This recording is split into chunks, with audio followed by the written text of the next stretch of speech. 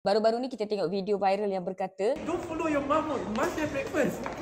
tapi ada juga doktor yang kata sarapan ni sebenarnya tak penting. Lebih baik skip sarapan. So saya nak tanya, betul ke sarapan adalah makanan yang paling penting untuk kanak-kanak? Betul, sarapan itu sangat penting kerana sarapan akan membekalkan tenaga yang diperlukan oleh badan dan otak untuk memulakan hari yang baru. So it's very important untuk makan sarapan. And at the same time, kalau makan sarapan, dia boleh membantu untuk mengawal kita punya kadar gula dan metabolism badan kita. So it is healthy to makan sarapan pagi. Macam mana pula kalau kanak-kanak tu tak nak makan sarapan? Yelah, bangun terlampau awal, 6:30 dah keluar rumah. Pada waktu yang begitu awal, kadang-kadang tak ada selera lagi nak makan. Apa yang ibu bapa patut buat dan boleh buat dalam situasi sebegini yang mana kita nak bagi sarapan tapi dia yang tak nak makan sarapan? Kalau terlalu awal, kanak-kanak tak ada selera untuk makan, then satu alternatif yang kita boleh buat ialah sebelum keluar ataupun masa on the way ke sekolah tu, kita buat yang simple dulu. For example, like a smoothie, kita boleh buat dengan yogurt ataupun low fat milk campur dengan banana ke, fruits ke.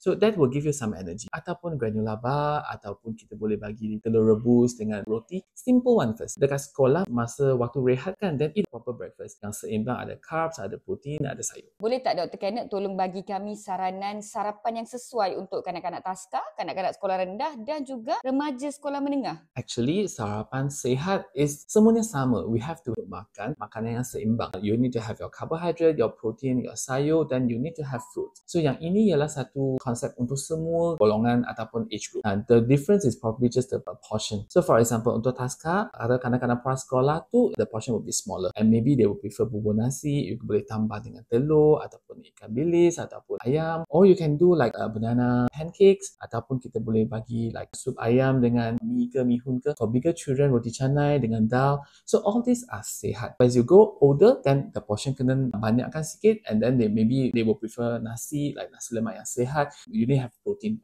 telur ke, ayam ke. Then you have to have veggie, ada cucumber. So as long as dia actually ialah makanan yang seimbang, that is makanan yang sihat. Bagaimana pula dengan kanak-kanak yang berlebihan berat badan ataupun kita panggil sebagai obesity? Adakah mereka juga wajib makan sarapan ataupun lebih baik skip sarapan ataupun frasa glamournya intermittent fasting? Frasa intermittent fasting is viral these past few years and I think memang ada kajian yang menandakan bahawa dia selamat dan berkesan untuk orang dewasa. Unfortunately untuk kanak-kanak kita tak ada kajian yang cukup untuk mengatakan bahawa intermittent fasting ialah safe and effective untuk kanak-kanak. There are some studies yang 10 tahun ke atas young adults. Pada tahap ni intermittent fasting tak boleh disyorkan ataupun digalakkan dalam untuk kanak-kanak. Tapi untuk kanak-kanak yang ada masalah obesity, I think cases kena individualize. Kita kena tengok kepada setiap individu and we have to formulate satu plan. So sebaik-baiknya parents kena bincang dengan pakar kanak-kanak dan we'll have a team dengan pakar pemakanan. We have to formulate satu plan untuk pemakanan dengan gaya hidup. Jadi you all dah dengar penjelasan daripada pakar pediatrik sendiri berdasarkan kajian saintifik yang telah dilaksanakan.